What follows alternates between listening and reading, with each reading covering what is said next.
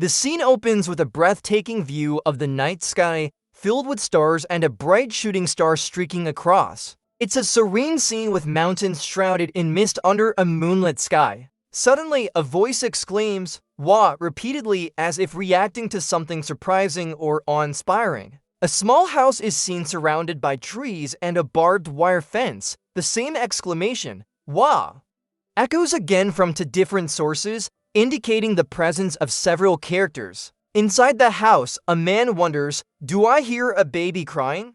Deep in the mountains, the man concludes, "A mouse must have snuck in." The scene shifts to a muscular man standing in the doorway, holding an axe. He thinks to himself, "If they came here to rob my house, they are really unlucky." The muscular man standing at the doorway, holding an axe, thinks to himself, "They ended up at a hunter's hut of all places." He then observes that the intruders have dodged all the traps and hidden their presence, concluding, seeing as how they dodged all the traps and hid their presence, they're not your average thief. Despite their stealth, he remains confident, adding, "But you can't trick my errors." The man then declares, "I'm going to finish you off in a flash." His expression is intense as he prepares for action. The muscular man, still holding the axe, sighed and looked around. He noticed something unusual and thought, "There's no one here." His expression turned to confusion as he realized there was no intruder. The man said that ever since I was told we couldn't have children, I've been hearing strange voices. The muscular man with the axe saw something on the ground. He bent down and picked up a package wrapped in cloth. When he opened it, he exclaimed, "What is this?" Inside the package, he found a baby. Surprised and cautious, the man gently cradles the baby in his arms. His expression softens as he examines the infant closely. The baby appears calm and peaceful, and the man seems to be processing the unexpected discovery. The muscular man, Vincent, held the baby tightly as he felt a sudden surge of emotion. His heart was beating rapidly. He gently held the baby, his expression softening. Suddenly, another character, Olina, appears at the doorway. She asks, "Is something wrong, Vincent? Why the commotion?" Vincent responds, "Olina, did I wake you?" Olina then notices the baby in Vincent's arms and questions him, "Why do you have a baby?" Vincent hesitates, responding with, "Well, the thing is." Vincent hesitates, his expression filled with emotion as he struggles to find the right words. He says, and then continues, "I think it's our baby." Olina and Vincent stand together, gazing at the baby in Vincent's arms. The scene is bathed in a soft, serene light, emphasizing the moment of realization and connection between them. They decided to raise the baby as their own child. Several years later, the child has grown up with the name Arian Sharon, who is now 12 years old. Arian Vincent, age 40, responds to his son, Arian Sharon, with a warm tone. "You're so adorable. I finished chopping wood, so let's go home and eat." Arian Sharon then asks, "Dad, I have a question. How does someone use magic?" Arian Vincent looks surprised and replies, "What magic?" He pauses and thinks, "Is that the kind of book I got him?" Arian Vincent explains, "There's not much to magic. If you can take down a bear with a single arrow." Arian Vincent continues, "Or if you can fell trees with a single axe swing, that's magic, ain't it? Ha, ha, ha." As they walk along the path, two other boys spot Arian Vincent and Arian Sharon. One of them exclaims, "Oh, it's Mr. Vincent." The other adds, "And Sharon's with him." The boys then discuss Arian Sharon. He never stops reading books, even when we ask him to play. One of the boys questions, "What's up with that big book?" Another wonders, "I wonder if he can actually read." Finally, one of the boys comments, "He's so scrawny, he looks nothing like Mr. Vincent." One of the boys whispers to another, "My mom said that they picked him up from somewhere." The other boy responds, "Maybe he was abandoned because he's so weird." Arian Vincent overhears their conversation and clenches his fist in anger.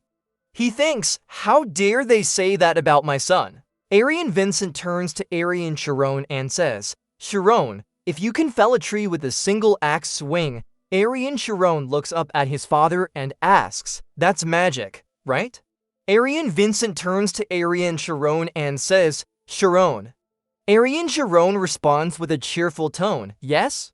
Arian Vincent continues, "Since you helped me with work today, tomorrow, let's go to the city together. I'll buy you your favorite fruits." Arian Sharon expresses excitement. "Wow, really?"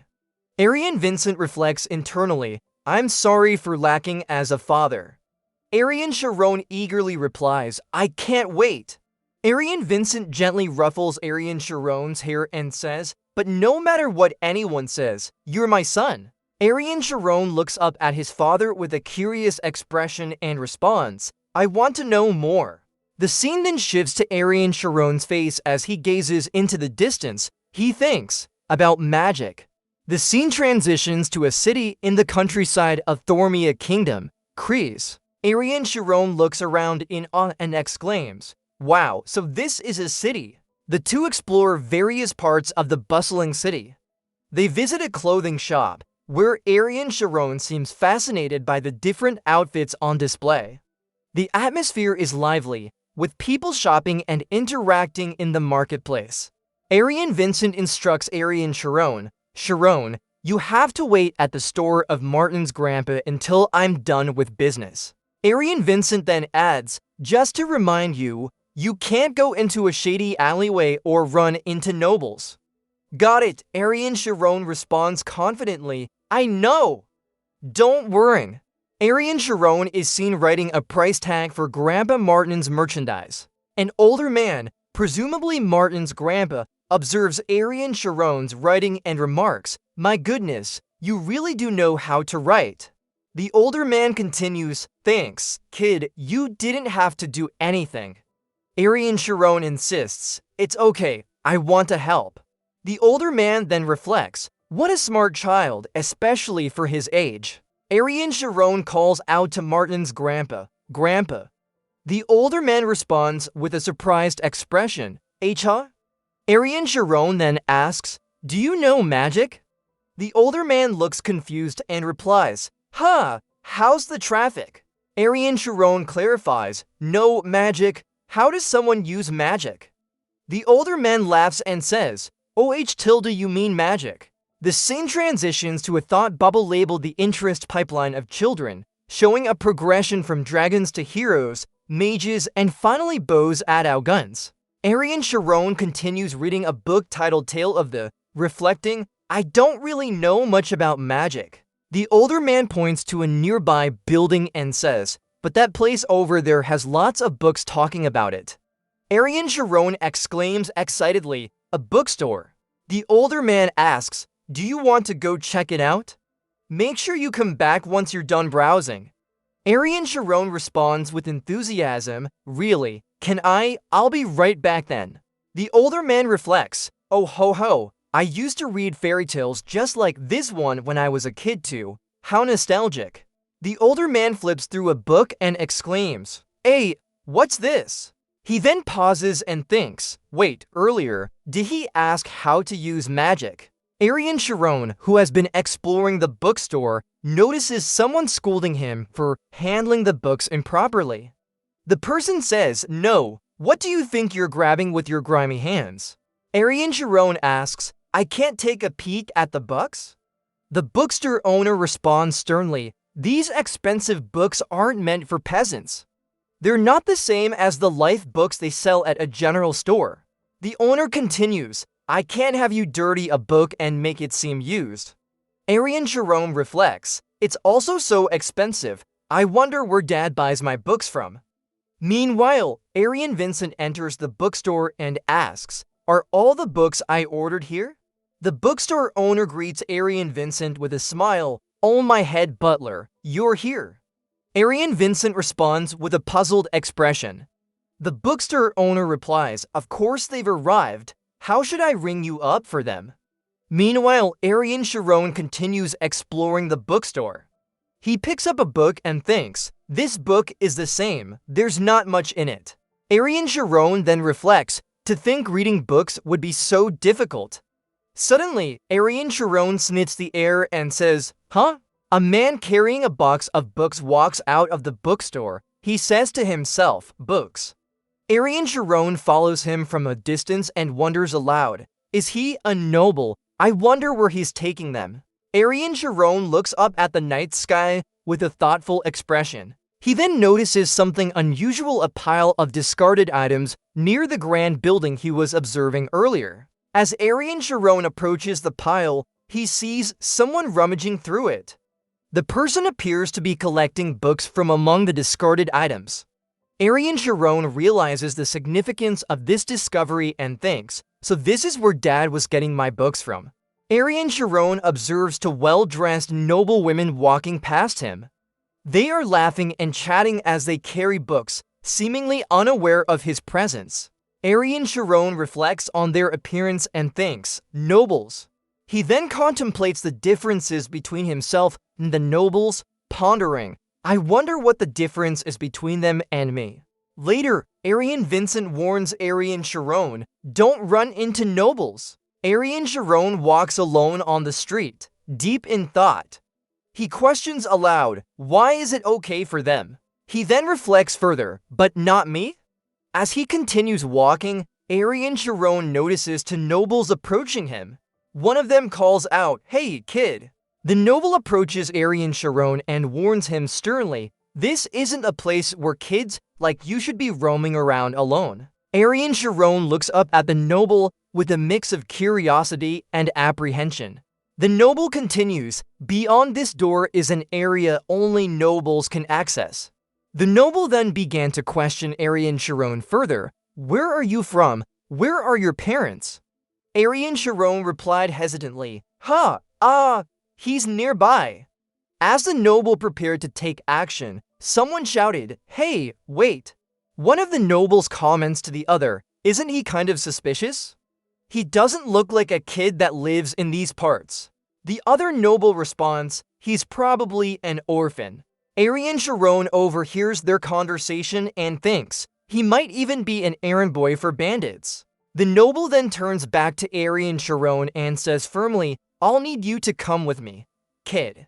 Arian Sharon looks surprised and exclaims, "Ha!" The noble realizes that Arian Sharon has escaped and exclaims, "Where did he go?" Another noble scolds him, "You idiot, go find him." The first noble feels embarrassed as he thinks, "You let a kid give you the slip? You're an embarrassment." Meanwhile, Arian Sharon hides behind some flowers, catching his breath. He whispers to himself, "Are they gone?" After confirming that the nobles are no longer around, Arian Sharon lets out a sigh of relief. Arian Sharon stands near the flowers, reflecting on his actions. He thinks to himself, "I bet Dad's gonna scold me." As he walks away, Arian Sharon pauses and looks back, seemingly regretful or worried about what might happen when he returns home. Arian Sharon pauses and reflects. He thinks about his earlier curiosity and says to himself, "What is magic?" That will be the topic of discussion. Suddenly, Arian Sharon overhears a conversation nearby. One voice challenges another, saying, "No, headmaster, let us see you shoot fire instead." Arian Sharon's eyes widen with surprise as he exclaims, "Magic." He then considers the implications of what he has heard and wonders, could this place be?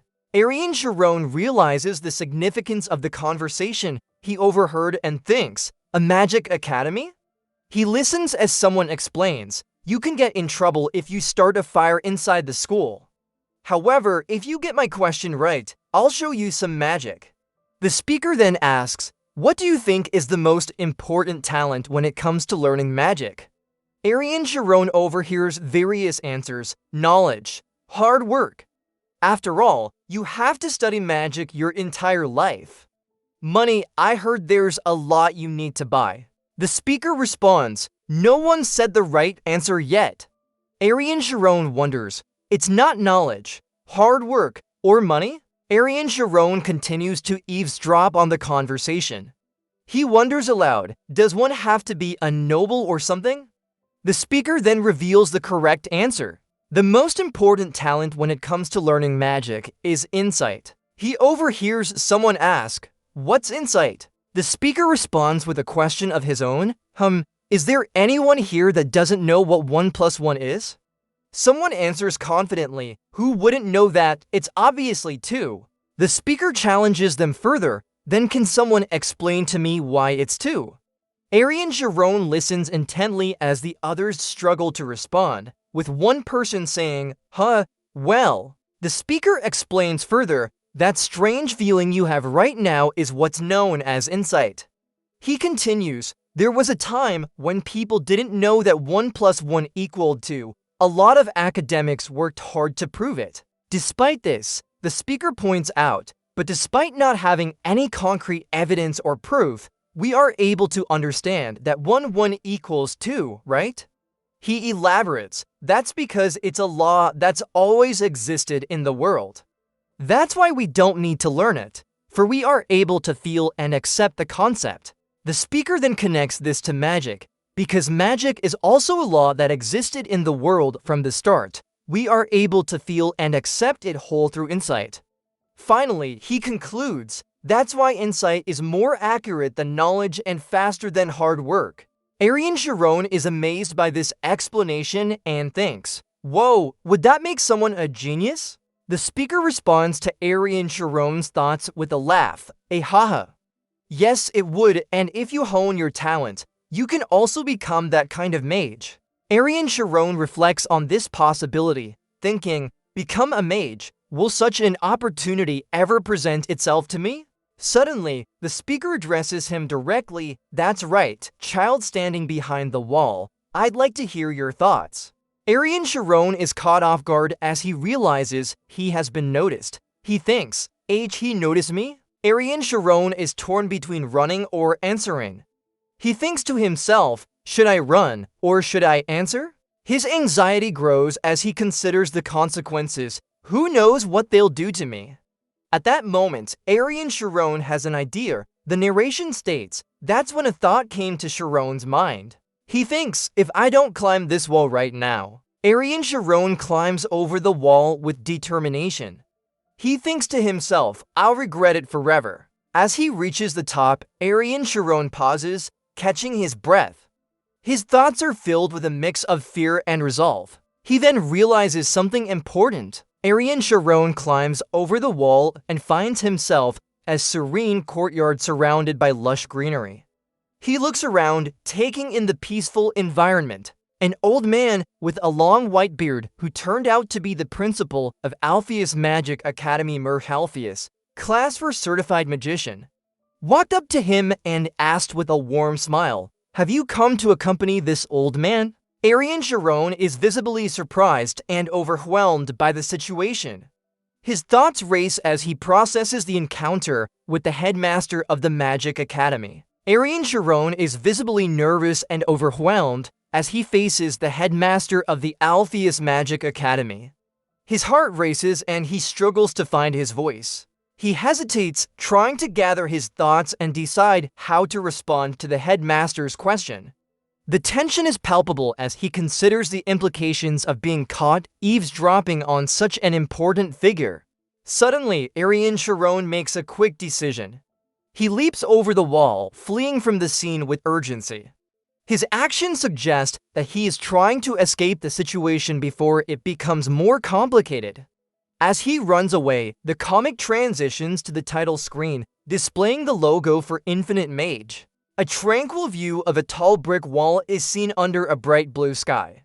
Sunlight filters through the leaves of nearby trees, casting dappled shadows on the ground. Arian Sharon appears, walking along the side of the wall. He looks thoughtful and somewhat distressed, his hands clasped behind his back as he paces slowly. His expression suggests he is deep in thought, possibly reflecting on the events that have just unfolded. A group of students from Alpheus Magic Academy gathered around an old man sitting on a tree stump. The atmosphere became tense as they discussed the presence of Arian Sharon. One student exclaims to the headmaster, "Headmaster, he's not a noble." Another adds, "I think he's a commoner." The students then turn their attention to Arian Sharon, who has been caught eavesdropping. They confront him aggressively. One student shouts, "Hey, you can't come in here." Another demands, "Get out." Arian Sharon looks surprised and slightly overwhelmed by the situation. His expression shows a mix of confusion and concern as he realizes the gravity of being discovered by the Academy students. The headmaster of the Alpheus Magic Academy, Alpheus, intervenes to calm the situation. He addresses Arian Sharon with a gentle tone, "Hoo-hoo, it's alright, come here." He then asks curiously, "What did this old man say that interested you?" Arian Sharon hesitates before responding, "I want to see magic." One of the Academy students reacts with disbelief, exclaiming, "Hoo-hoo, have you never seen magic?" Arian Sharon explains his curiosity. "Yes, I read about it in the books, but I've never seen it." The Academy students scoff at his claim, one of them saying sarcastically, "Liar, what kind of commoner reads books?" Arian Sharon expresses his eagerness to see magic, saying, "It doesn't matter which one you do, please show me." The headmaster, Alpheus, responds with a cheerful tone, "Ha ha ha. It's not difficult at all. I'll show you a spell that can create wind." As he demonstrates, a gust of wind blows through the area. The students around him react with excitement. One student exclaims, "Whoa, it's wind." Another adds, "Wind." Arian Sharon watches in awe, his eyes wide with wonder as he processes what he has just witnessed. He thinks to himself, "Wind?" Arian Sharon is still trying to comprehend the sudden appearance of wind. He thinks, "How is there wind?" As he observes the scene, the wind intensifies, causing chaos around him. The students from the Alpheus Magic Academy are blown away by the powerful gusts, their expressions filled with shock and panic. The wind continues to grow stronger, lifting Arian Sharon into the air along with the students from the Alpheus Magic Academy. As he soars higher, he exclaims in surprise, "Whack!" Despite the chaos, Arian Sharon finds the experience exhilarating.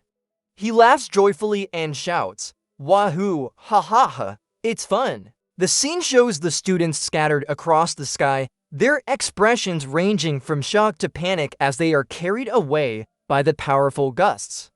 The intensity of the wind is evident as it propels everyone further into the air. The wind suddenly subsides, leaving Arian Sharon and the students suspended midair. As gravity takes over, they begin to fall back toward the ground. He looks around frantically as he starts to descend rapidly. The ground below comes into view, and his expression shifts from excitement to concern. As he falls, Arian Sharon thinks to himself, "Just falling down." Arian Sharon screams in panic as he falls toward the ground. The scene shifts to show the students from the Alpheus Magic Academy laughing at Arian Sharon's predicament. The headmaster, Alpheus, intervenes with a smile and explains to Arian Sharon that is magic. Arian Sharon sits on the grass, still processing what has just happened. He thinks to himself, "Magic." He looks up at the sky, his expression filled with curiosity and wonder as he tries to make sense of the experience. He asks aloud, "What is it?" Arian Sharon becomes frustrated with his inability to grasp the concept of magic. He exclaims to the headmaster, "It doesn't matter if I can't understand it. Please just tell me the truth." The students around him are shocked by Arian Sharon's boldness. One whispers to another, "Did you just hear that? Being so rude to the headmaster." Another student adds, "Not even the teachers talk to him like that." The headmaster, Alpheus, remains calm despite Arian Sharon's impatience. His expression suggests he is amused by the situation. Arian Sharon stands with a thoughtful expression, reflecting on his earlier frustration. He seems to be processing the situation calmly. The headmaster, Alpheus, responds with a chuckle, "Then I'll explain it a bit more complicatedly." He continues, "Magic is acting outside of common sense. Another way to explain it is that it's a mental operation that explores the truth of reality." Arian Sharon listens intently, but appears overwhelmed by the complexity of the explanation. The headmaster acknowledges this and adds, "If this is too difficult." Arian Sharon stands with his back to the headmaster, Alpheus, as he reflects on the conversation. The students from the Alpheus Magic Academy watch him intently. The headmaster laughs heartily. He then asks Arian Sharon, "Was that written in the books as well?" Arian Sharon responds thoughtfully, "No, I saw similarities between the books." He continues, "Many great people's ideas were considered irrational and were shunned, but in the end, they were accepted as new information, new truths." Arian Sharon then turns his attention to learning magic. He asks earnestly, "What do I have to do to learn magic?" The headmaster observes Arian Sharon with admiration. He thinks to himself, "A brilliant child." He continues, "Even if it's difficult." The headmaster, Alpheus, observes Arian Sharon's determination. He thinks to himself, he's trying to obtain the correct information to research it himself. Arian Sharon looks thoughtful as he considers his own capabilities. He wonders aloud, does he truly believe he can do it? The headmaster acknowledges Arian Sharon's ambition, but also recognizes a limitation. He reflects, but unfortunately, he adds, he's a commoner. Rather than explaining further, the headmaster decides to demonstrate instead. He says, "Rather than explain it, it'll be better if I show you." He then addresses someone named Shuimin. "Shuimin, enter the spirit zone." Shuimin responds to the headmaster's instruction with a respectful tone. "Yes, headmaster." Arian Sharon, who has been observing the situation, looks curious and confused. He thinks to himself, "Spirit zone." Meanwhile, Shuimin successfully enters the spirit zone, as indicated by her glowing eyes and serene expression. She announces, "I have entered the zone." The headmaster then challenges Arian Sharon with a test. He asks, "Alright, then can you guess how many coins I'm holding here?" Shuimin confidently answers the headmaster's question. "There are 6. The headmaster confirms his answer with a smile. "Correct." However, Arian Sharon is visibly surprised and confused. He exclaims, "How?" The headmaster explains further, "When a magician focuses, their mind will become sensitive enough to sense everything in their surroundings." He elaborates on the capabilities of outstanding magicians. Outstanding magicians are said to be able to count the number of leaves on a tree from a distance. The headmaster then reveals that this heightened sensitivity is part of the spirit zone, describing it as the mental condition of extreme sensitivity. To demonstrate, he reduces the number of coins in his hand and announces, "There are 3 now." The headmaster continues to explain the significance of entering the spirit zone. A magician who enters the zone becomes aware of the outside world in a supernatural capacity. He adds, and is able to dominate reality in the end. The headmaster then clarifies how Shuimin was able to determine the number of coins. It wasn't that she counted the number of coins. Being able to feel the entirety of the situation happening in front of oneself at once. Arian Sharon reflects on this explanation and begins to consider the possibility of achieving such abilities himself. He thinks, maybe anyone can do it. The headmaster advises Arian Sharon on how to begin practicing. Try practicing in a quiet place.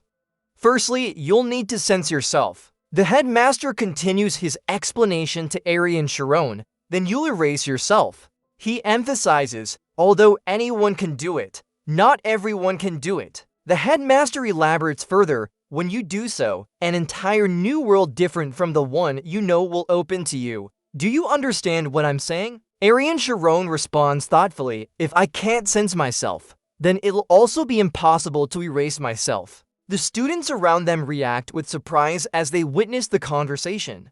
One of them thinks, he continues to surprise me.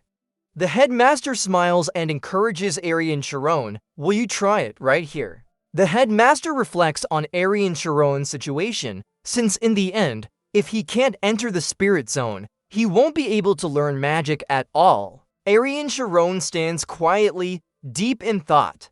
He repeats the headmaster's instruction to himself, sense myself. He begins to contemplate the meaning of myself, asking himself, what is myself? As he tries to understand, he considers his brain but dismisses it. Brain, no, that's just an organ. He then realizes that myself might be related to his senses and perception of reality. the senses and reality I feel. Arian Sharon continued his internal exploration of myself. He realized that his understanding could not go beyond the concept of the brain. He then shifted his focus from defining myself to feeling it. With this realization, Arian Sharon began a process of meditation. He began to systematically remove things that he felt were part of himself. As he progressed, he understood that his goal was not to enhance his existence, but to refine his perception. The sequence of panels shows a series of glowing symbols and a clenched fist, symbolizing determination and focus. These elements suggest that Arian Sharon is channeling his energy and intent into his meditation or practice. The glowing symbols appear to represent key concepts or steps in his journey toward entering the spirit zone. The clenched fist signifies his resolve and commitment to overcoming the challenges ahead. This visual representation emphasizes the intensity and concentration required for Arian Sharon to achieve the heightened state of awareness necessary for magical practices. Arian Sharon and the principal, Mir Alpheus, were surrounded by students from the Alpheus Magic Academy.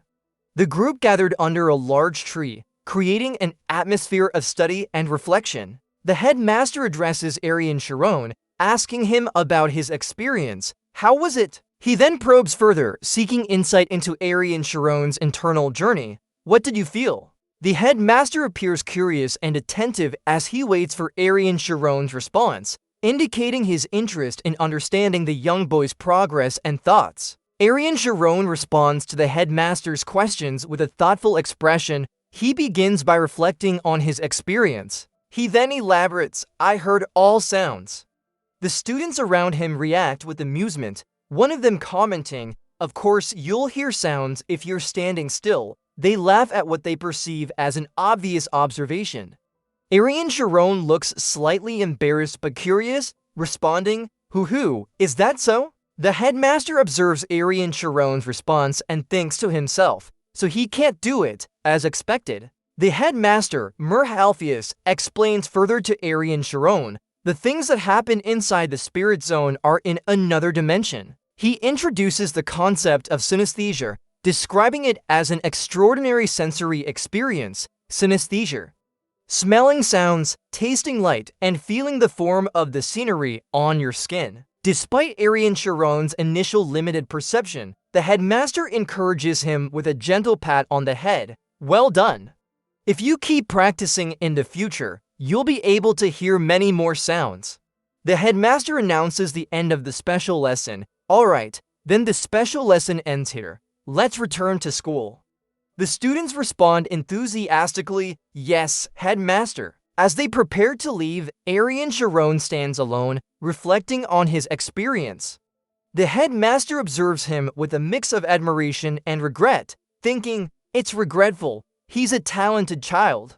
The headmaster contemplates the limitations imposed by Arian Sharon's background. If that child was born a noble and was trained from a young age, then wouldn't he have been able to achieve something similar to these children? Despite this, the headmaster acknowledges the abundance of talent in the world. Well, there are a lot of talented children in the world. The principal's expression turned determined as he contemplated Arian Sharon's potential. Meanwhile, Arian Sharon is seen climbing a wall, showing his physical endurance and determination. Arian Sharon was seen falling backwards from a great height, landing with a thud. Arian Sharon lies on the ground, visibly exhausted and injured.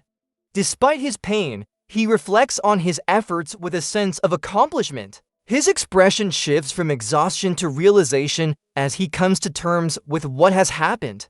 With determination and relief, he concludes it really worked. Arian Sharon immediately ran as fast as he could, but accidentally he bumped into someone, until he fell and felt pain. Now on his knees, Arian apologized fearfully. One man demands to know what Arian is, another tells him that he's annoying them.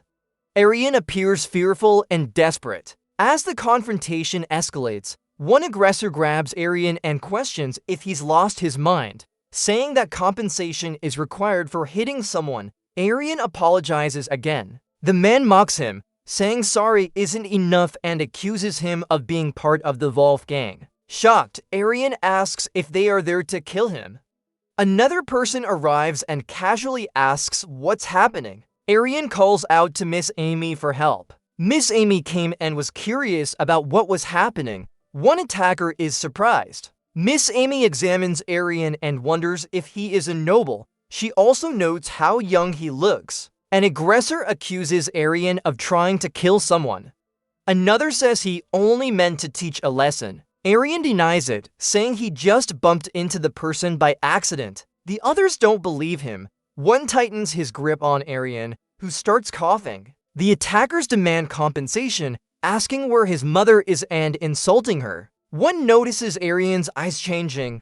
Arian defensively asks if the man is mad. One person started kicking Arian, and the others joined in beating him. Miss Amy checks if Arian Sharon is okay. Arian lies hurt but insists he did nothing wrong. The group hesitates while Arian struggles to breathe and recover. Miss Amy suggests stopping the confrontation.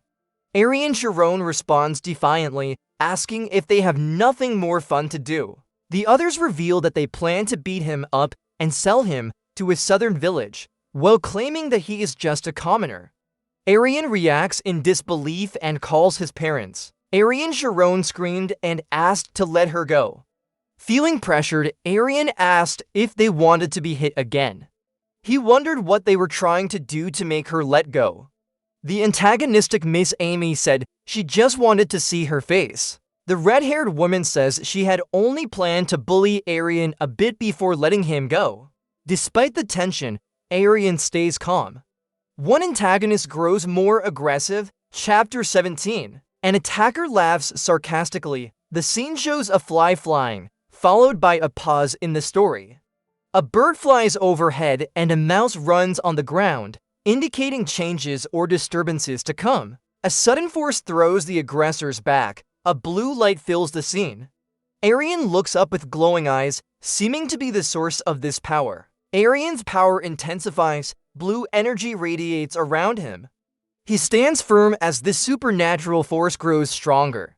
The aggressors and onlookers are stunned by the overwhelming display. The scene becomes ethereal. A glowing tree stands in a bright blue-lit sky. Figures gather as if in ritual. A voice says, "I'm in." An elderly man with white hair and robes gestures and declares he'll show a spell to create wind. He states the source is his memories. A character emits a glowing orb of energy from their hand. Arian watches, wide-eyed and shocked. A voice, angry and impatient, demands to know if someone is deaf, indicating rising frustration. Someone grabs Arian by the collar, pulling him close with force. Meanwhile, Miss Amy was screaming and angry. Suddenly, everyone was thrown away by the power of Arian Sharon. Arian stands alone in an alley as swirling energy appears above him. He remains calm and focused. His wide eyes reflect awe and control as he seems to activate something powerful. Arian's eye glows blue, showing figures inside. He lets out a breath before an explosion of force sends enemies flying. He remains upright, though visibly exhausted. Arian sits on the ground, drained. Around him, enemies cry out in pain. One begs for help.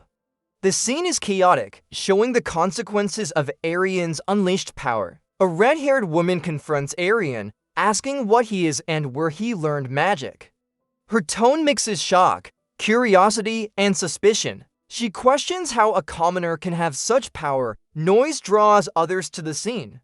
She clicks her tongue in irritation and turns away. Arian is suddenly hit again, surprised by the woman's speed. He wonders how she moved that fast. Bystanders begin reacting to the chaos. Arian turned his head in surprise when he saw the chaotic situation. A grand estate is introduced, the first-class noble house of Karmas. Someone there is angry that they were defeated by that kid, referring to Arian. Karmas Shakora speaks with Amy, who shows boredom with her studies. He warns her that even a genius can be caught off guard without discipline. Amy is unusually quiet. She thinks her father has no job. Then she speaks seriously about magic and asks him to connect her with someone at a magic academy. The father calls Sharon and asks where she is. The mother said Sharon went to the logging area to get wood. The worried father decided to look for her. He remembered almost losing Sharon on a trip to the city in spring. Sharon collapsed weakly due to the cold in the middle of the snow. Sharon coughs more and recalls the magic that was triggered one day. He admits he hasn't used it since and didn't understand it due to his lack of magical knowledge. Sharon reveals that he can enter the spirit zone. He is shocked by this realization. The scene shows him standing in a glowing, mystical landscape. Inside the spirit zone, Sharon says he can feel everything: touch, shape, smell.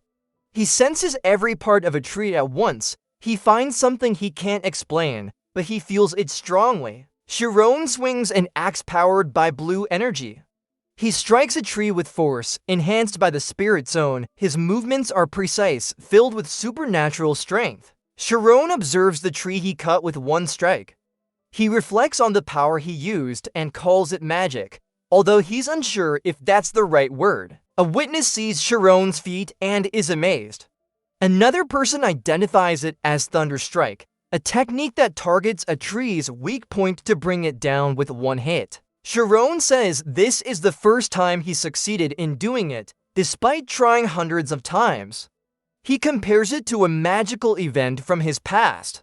Sharon declares he will keep repeating this training every day, preparing for an opportunity that may come. 3 years later, Aryan Sharon sits on a tree stump, watching autumn leaves fall.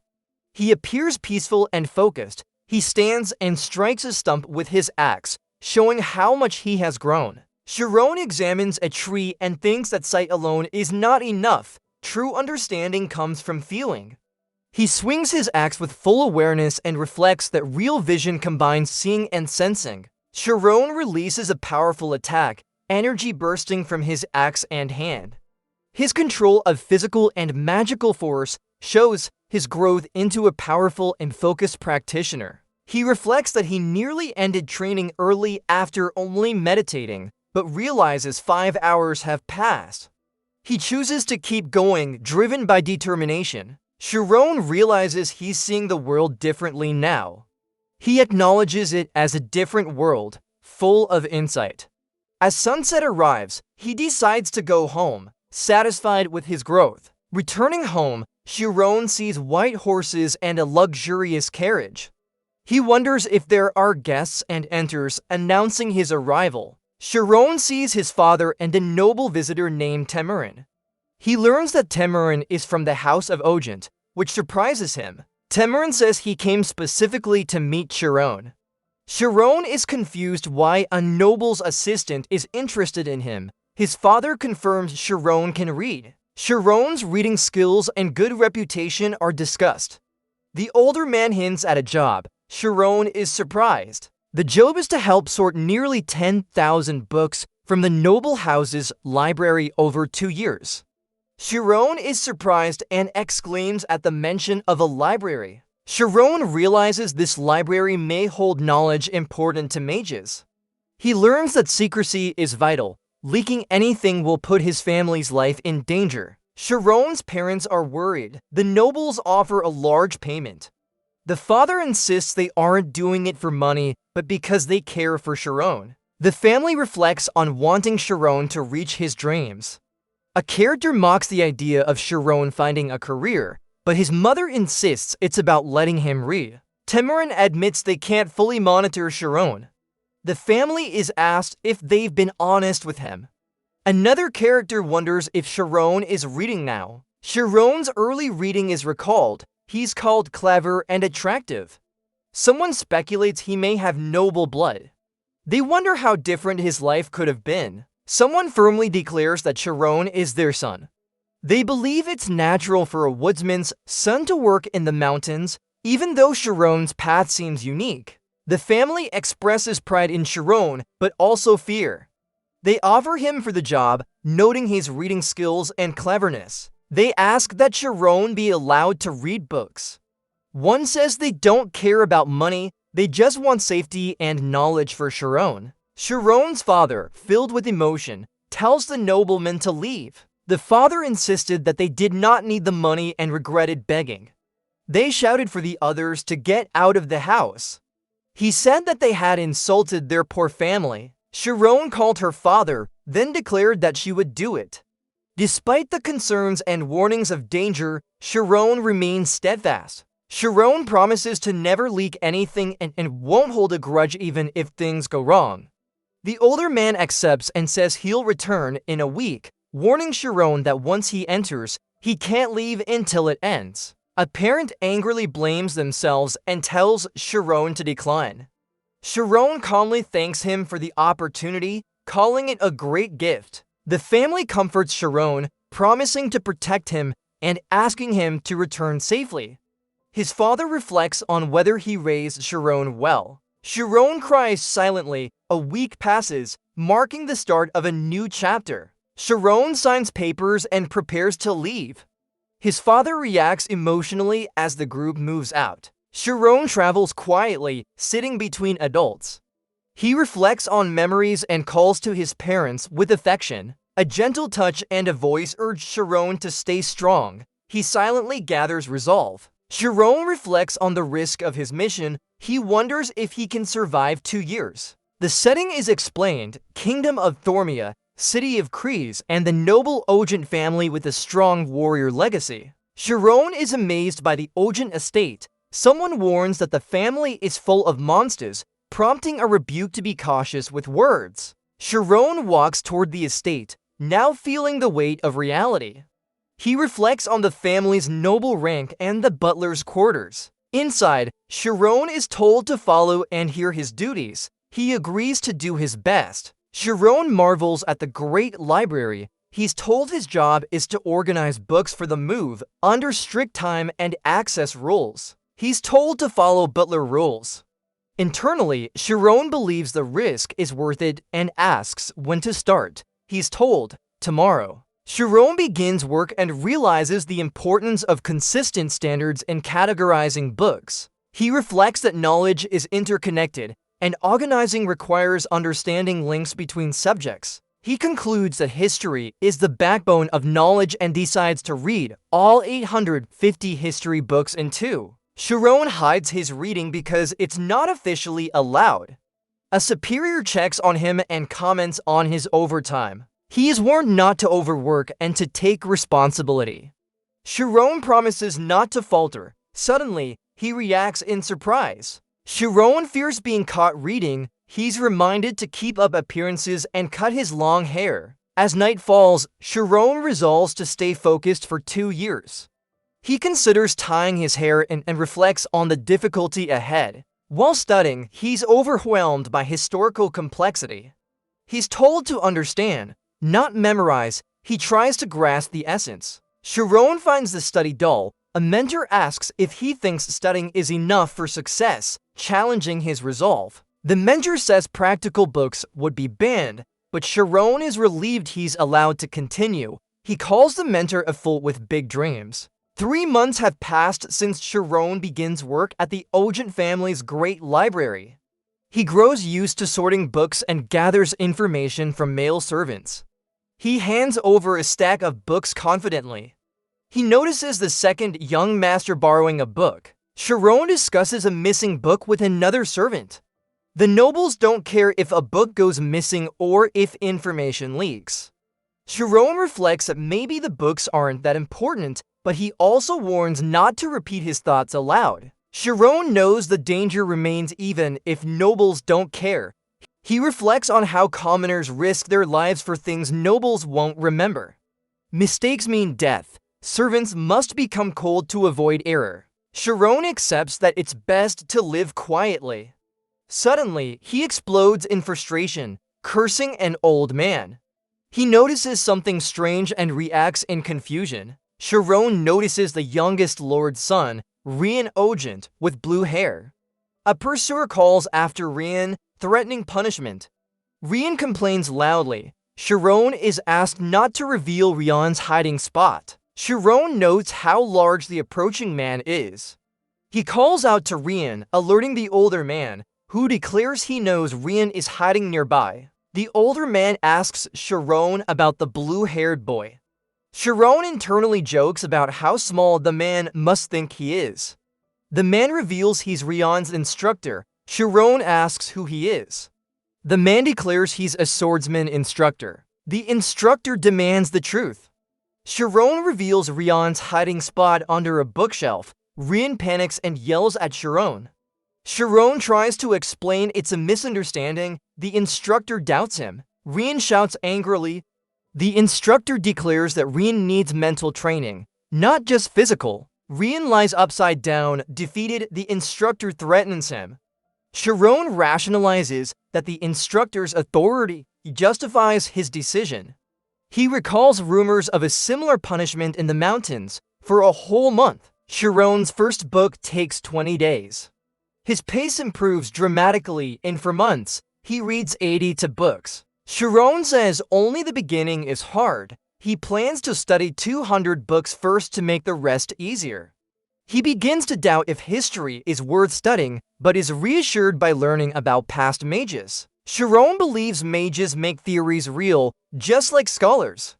But not all scholars are mages, they lack the state of mind. That state is called Spirit Zone. Sharon thinks that combining Spirit Zone with vast knowledge could make him a real mage. He's interrupted by someone shouting angrily. The intruder says they endured hell waiting for this day. Sharon notes their persistence and questions if revenge is really their goal. The person explains they climbed cliffs thinking only of revenge. Sharon realizes their anger has peaked. The person accuses Sharon of looking down on them. They accuse Sharon of betrayal. Sharon retorts he told the truth. He criticizes their logic and sighs in frustration. Sharon wonders what to do. He recognizes the person as a new butler. The butler accuses him of being too calm and looking down on others. The butler challenges Sharon to follow him. Sharon realizes they're heading to the training ground and expects a beating. Sharon decides to endure the blows to protect his family's sacrifices. The butler attacks with full force, swords clashing. Sharon receives a wooden sword and reacts with surprise. He learns it's a duel. The opponent claims not to be cowardly like Sharon, implying Sharon avoids a real fight. The opponent says Sharon will pay for looking down on the future greatest swordsman. Sharon protests, not knowing what cowardice he's being accused of. He insists that as a servant of Ogent, he is bound to protect them. The opponent accuses Sharon of betrayal for revealing his location. Sharon notices a shift in the opponent's gaze. He affirms that he won't accept being looked down on by someone like him. The opponent challenges Sharon. Sharon allows him 3 free strikes. He notes the opponent's eyes are unmistakably those of an Ogent. He worries that if a bone breaks, he might have to go home. Sharon contemplates a plan. He gets an idea and decides to try. With 3 chances, he prepares himself and expresses his effort with a cry. The duel begins. Sharon counts the first hit. He's overwhelmed by the opponent's strength. Sound effects emphasize the intensity. He struggles to endure. Sharon continues defending. More rapid attacks come from the opponent. Visuals and sound effects convey speed and pressure. The opponent announces strike 2. He mocks Sharon for not knowing how to hold a sword. Sharon notes he only has 1 more chance left. Sharon prepares his final move. He announces it and takes a new stance. The opponent notices and questions the unfamiliar form. Sharon reasons that his move will force a block. He strikes with power. The wooden sword cracks. The opponent says it's now his turn. The opponent launches a powerful attack. The scene shows impact and intensity. Sharon braces himself. Sharon unleashes a decisive attack, cracking the wooden sword. He confirms that his risky strategy worked, having used each strike to read his opponent and end with a perfected thunder strike after 3 years of training. The opponent asks where Sharon learned swordsmanship. Sharon explains it's not swordsmanship, but a lumberjack technique called thunder strike, developed due to his weak physique.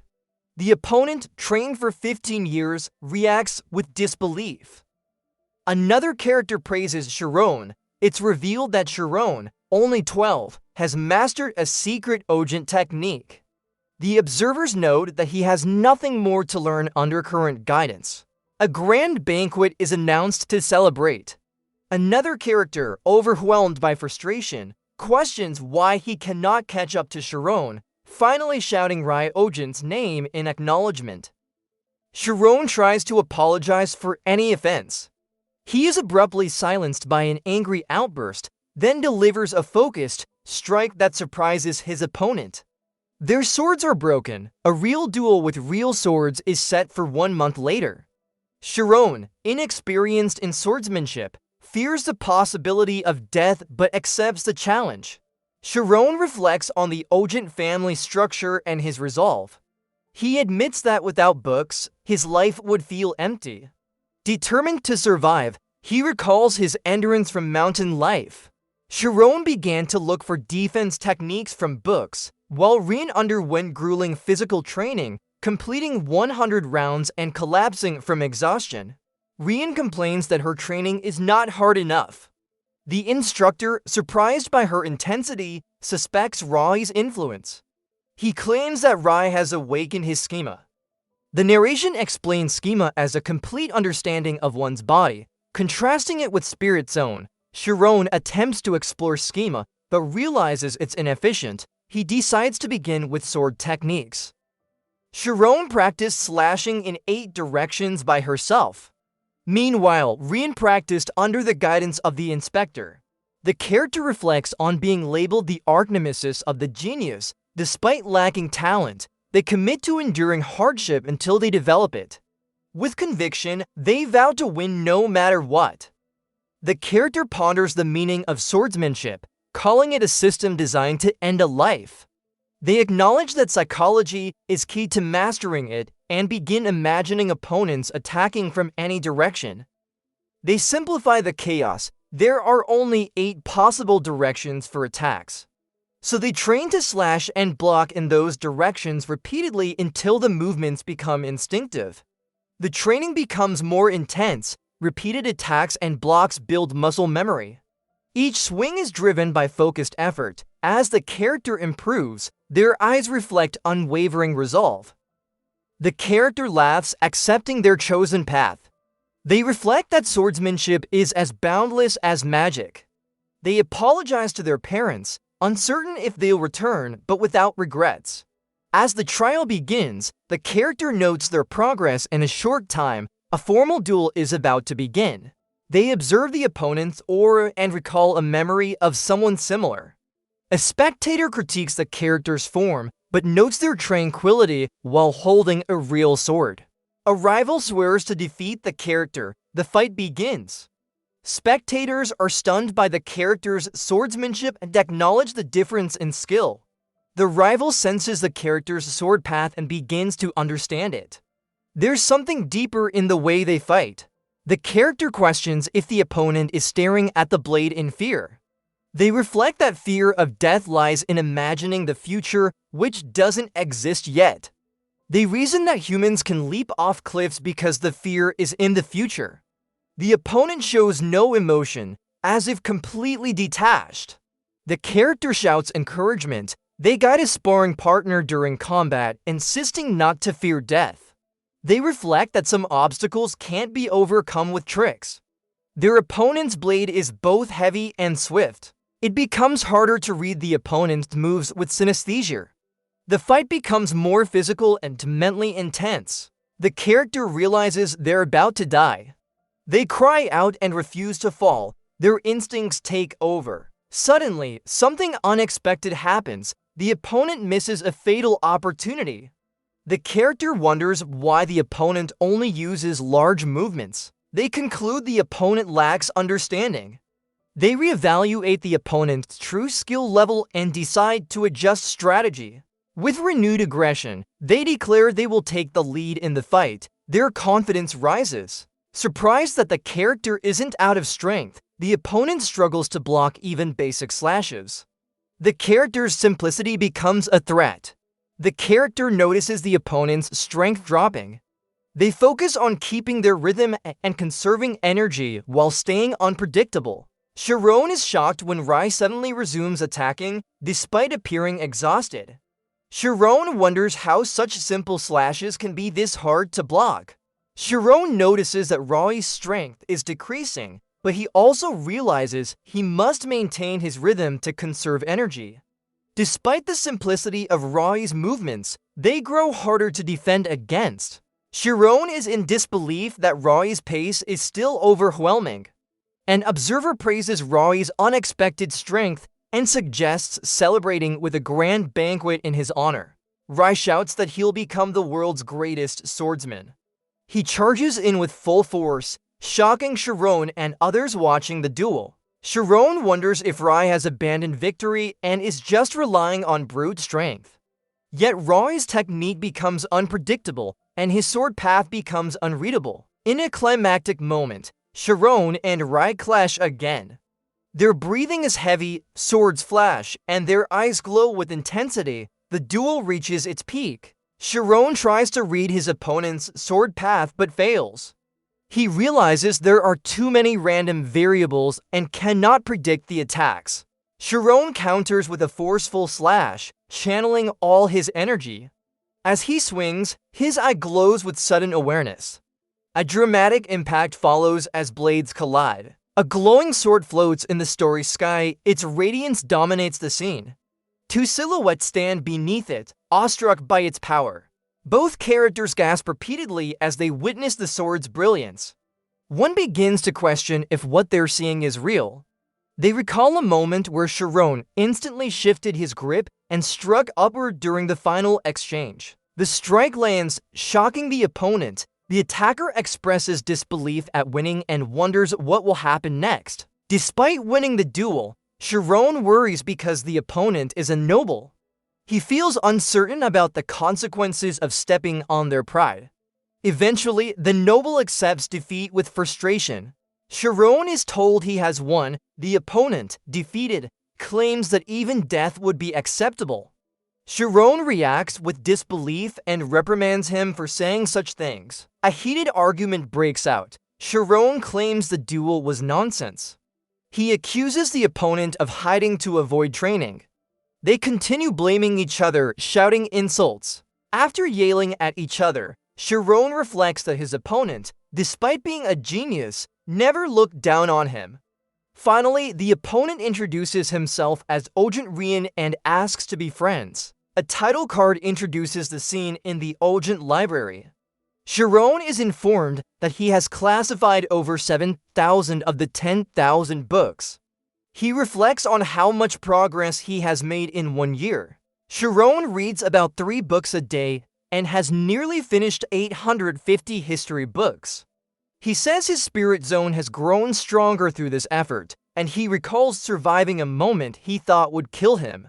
Rian visits the library, bored and looking to study. Sharon notices Rian's energetic nature is like fire always ready to reignite. Sharon reflects that despite his noble status, Rian is affectionate and relatable.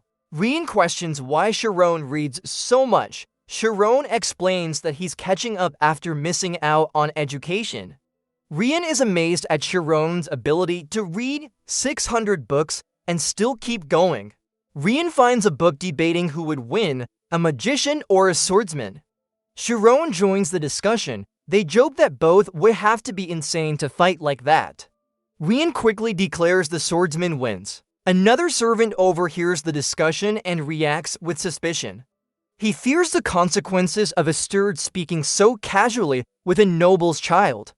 Sharon laughs it off, saying even if the library burned down, he would protect Rian. The conversation turns heated again as they argue about who would really win. Sharon reasons that a magician might win in Spirit Zone, but the swordsman could strike first. Rian cuts in, stating firmly the magician loses. Sharon ponders Rian's aggressive logic. He recalls Rian's past, how he would trample whatever others held dear. Rian brings up the armor of the 5 gods, an artifact that disrupts Spirit Zone anti-magic. Rian declares he's talking about anti-magic. Sharon listens silently, absorbing this new knowledge that may shape future confrontations. A character observes that the other seems interested in history and brings up the legendary armor set of the Five Gods, an artifact known for disrupting a mage's spirit zone. They clarify that they're talking about anti-magic.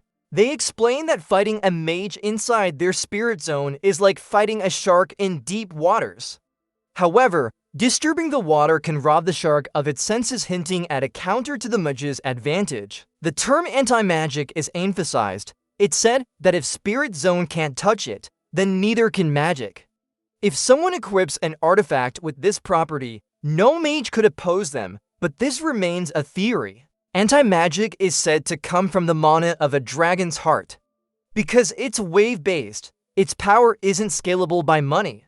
Even Yakra, the master of wave theory, could only reach 65% of its full effect. The armor's price is astronomical. Each piece is worth a kingdom's annual budget.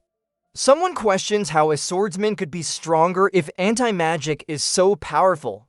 Then it's revealed anti-magic was made by mages themselves, mainly for profit. Anti-magic is used in restricted zones and in mage schools as a training tool. Though it can be used against mages, it's valued as a product of intelligence for the world's benefit.